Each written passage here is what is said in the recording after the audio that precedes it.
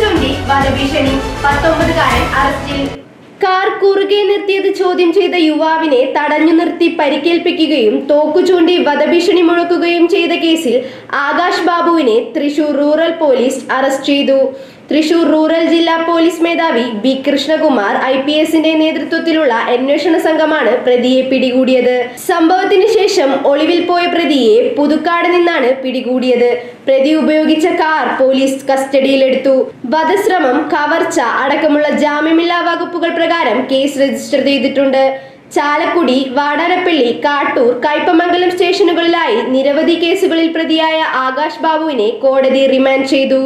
Thrissur rural ജില്ലാ police മേധാവി B Krishnakumar IPSന്റെ നേതൃത്വത്തിൽ Anthikkad police station inspector Curzon V Markose, sub inspector Subin KS എന്നിവരാണ് അന്വേഷണ സംഘത്തിലുള്ളത്.